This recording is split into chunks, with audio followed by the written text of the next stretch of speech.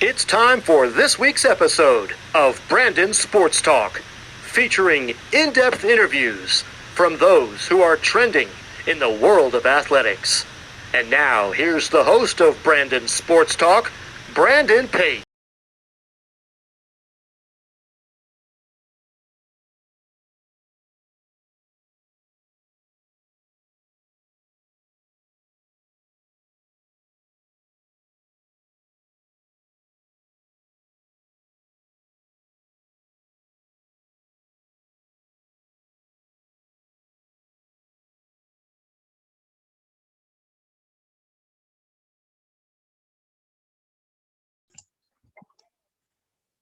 Welcome back to Brandon Sports Talk. In today's episode, I had the privilege to interview the USA Rugby national professional rugby player, Kayla Canett. How are you doing today? I'm doing well, Brandon. How about you? I'm doing good. Can you talk about how you knew that you wanted to play professional rugby? So I grew up in Fallbrook, California, and that's like an hour from Chula Vista, where the Sevens national team trains. And so I grew up like being around like some of those women that were on the team. And then one of my teammates in high school, Rochelle Stevens, actually went to the 2016 Olympics. And so I was like, oh, like this is something that like I can pursue. And then I actually got my first cap in Dubai at the end of 2016. And so then I was like, oh, like I can make this like a career, I guess. What was it like playing college at Penn State? It was a lot of fun. I'm really glad that I decided to go to school there.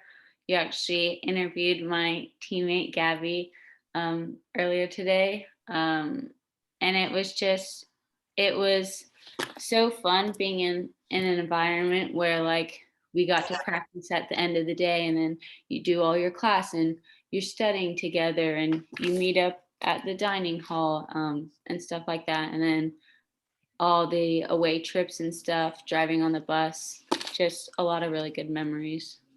What were some of your accomplishments at Penn State during your playing time? So my first year in 2017, we won the national championship. I have my ring right there. And that was really fun because I was still really young then, and so I felt like I could just play how I wanted to play, and like the older girls allowed me to do that, and I didn't have to, it wasn't like stressful to me at all then. So that was a really good time. What was that experience like of winning that 2017 championship?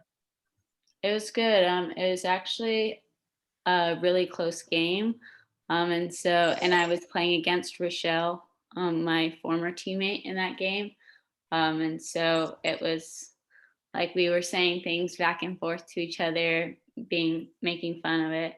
And so to be able to come out at the end of the season with a national championship, which was my only national championship in college, was really nice.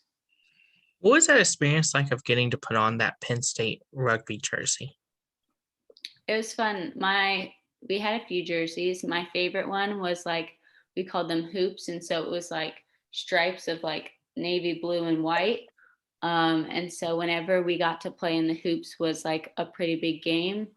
So it was always exciting, like knowing, oh, we're wearing the hoops this weekend. So knowing that it was gonna be a good game, and that we got to put our like skills and stuff to the test. Of course, what were some of your fondest memories during your college time besides obviously winning that national championship?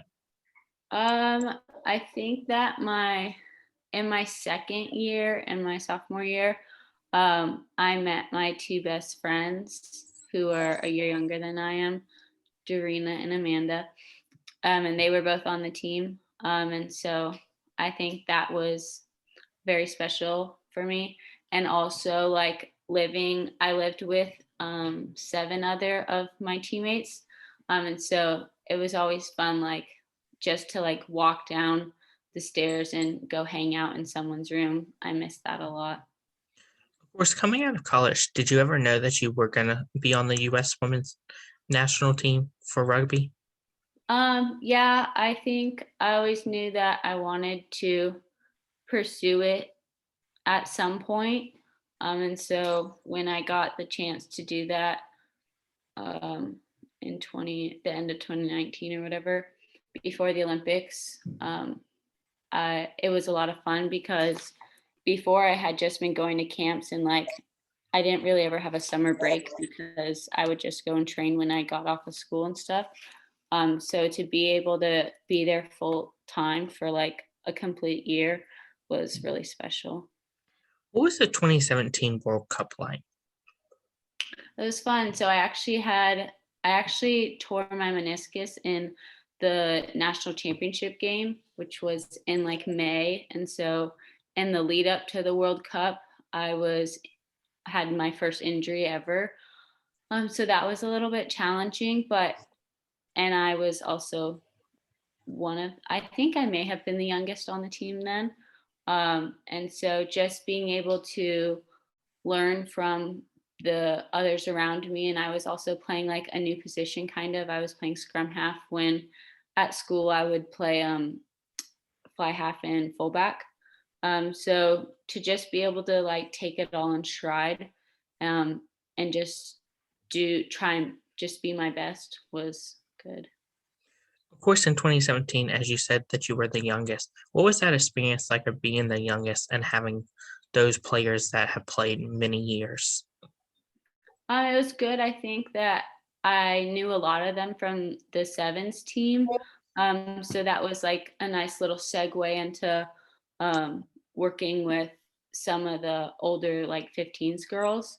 But I think that I was like, I'm still like a younger sister to a lot of them.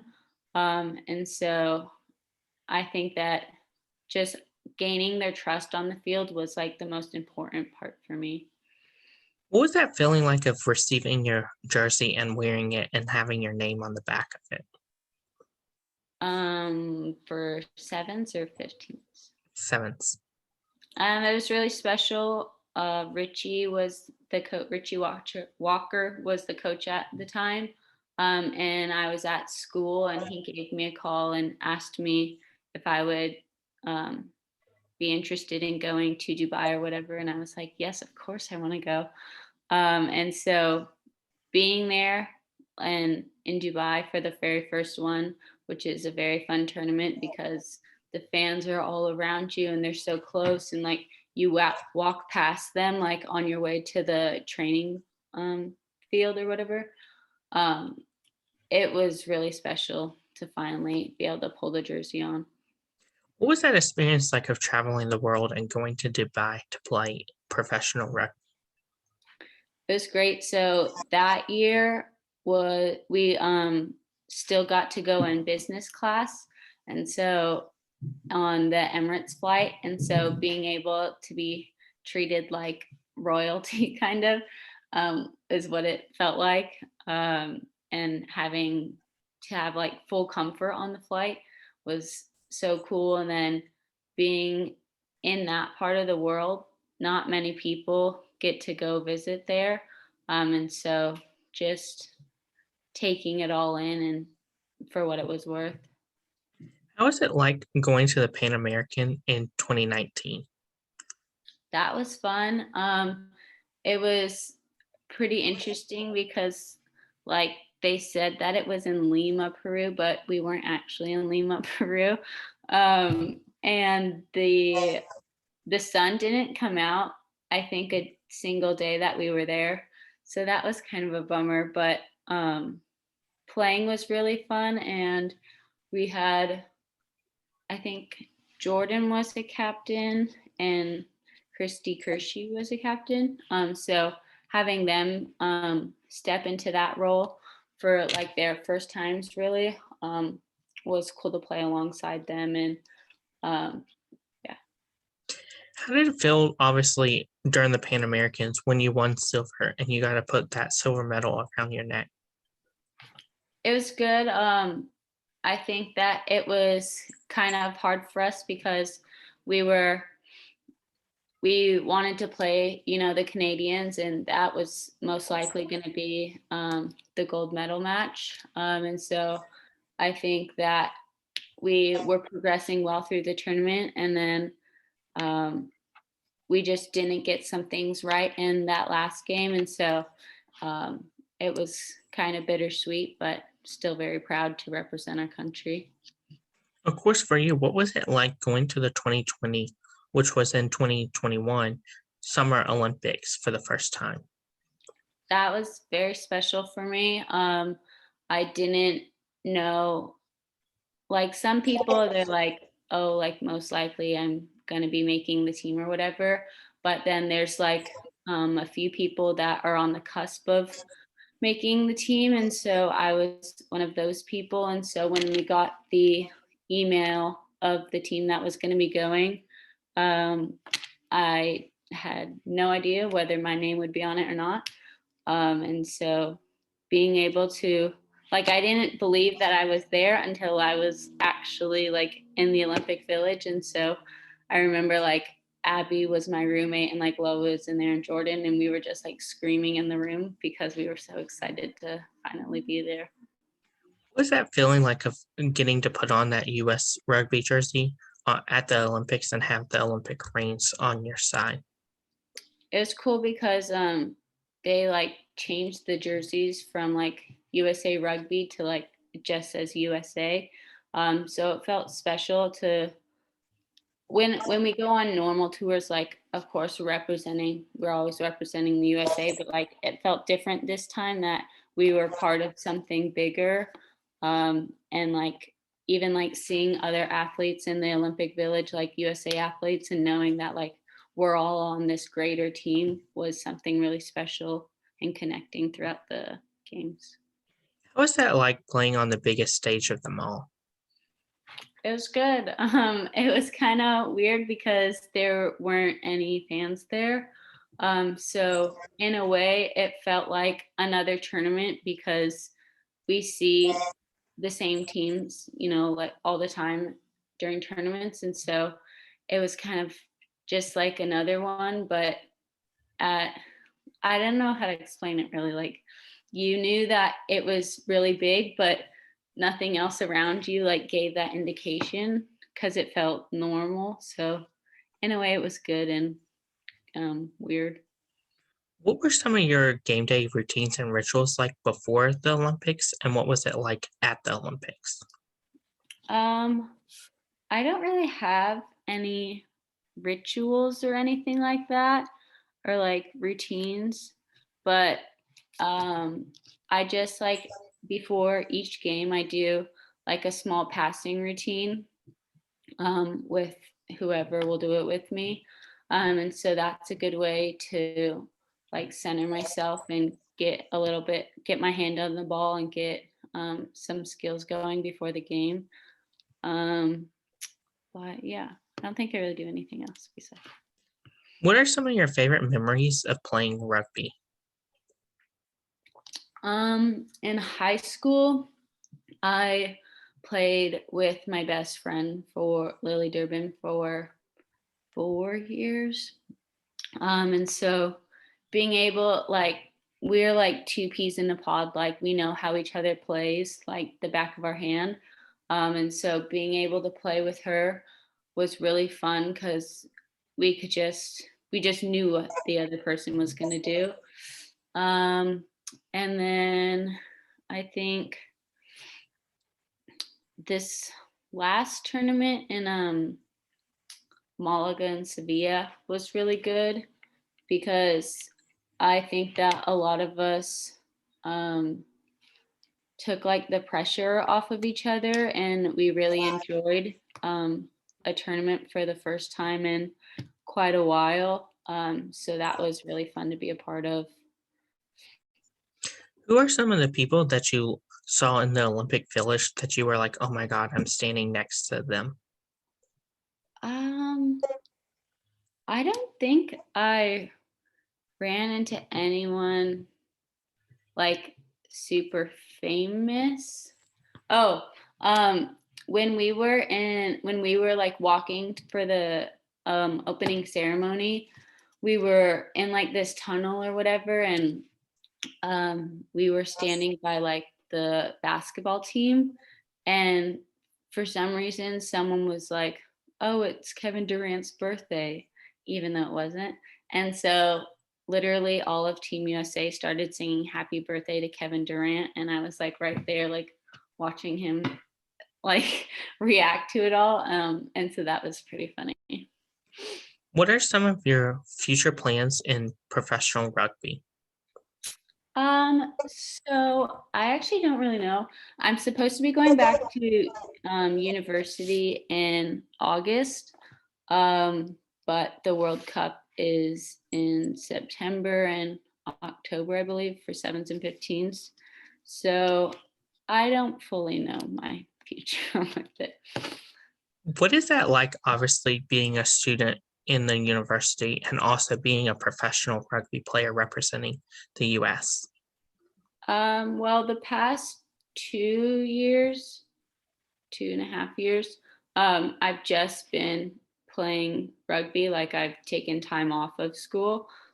So it's been nice being able to completely devote all my time to playing and recovering and stuff like that.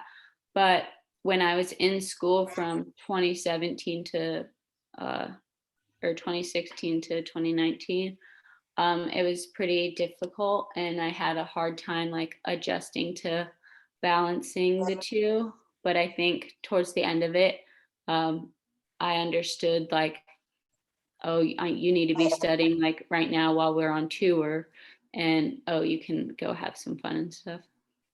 Who are some players that you look up to in the rugby community? Growing up, I love to watch Charlotte Caslick. I just love the way that she plays so like freely, and the way that she is able to manipulate defenders and stay away from defenders and stuff. But recently, I have been watching a lot of rugby league, and well, not right now because it's not season. Um, and 15, like men's 15s. And so I really like Kalen Ponga and Damian McKenzie from the All Blacks. And so I just try and see if I can take things from their game and implement it into mine. What is that like, obviously, implementing some of the famous players that you look up to into your game? It's a little tricky because, sometimes it's like, oh, this person is like faster, so they can get away with different things, or they have a better step. So it's like trying to manipulate it in practices and stuff and being like, oh, I have to be further away from them when I do whatever move, or just testing the boundaries and like seeing how close I can get to the defense and still get a pass off, and stuff like that. What is it like, obviously, getting to play with some of your teammates that obviously you looked up to?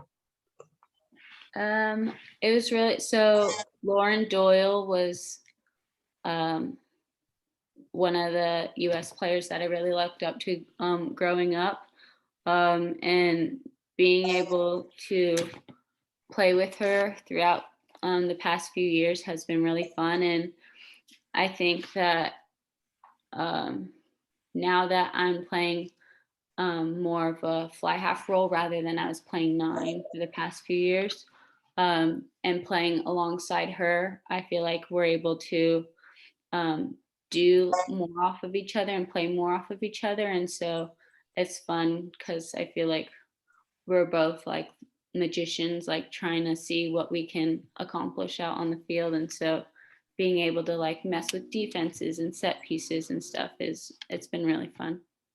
What advice would you give future college rugby players looking to play college rugby? I would say that first off, you just gotta love it. You gotta love rugby for what it is and not try to get anything else from it. Just play for the love of the game, and do the simple things really well in the game. What advice would you give rugby players looking to play for the U.S., whether it's just playing for the U.S. or also representing the U.S. on the Olympic level like you did? I think a big thing is once you get to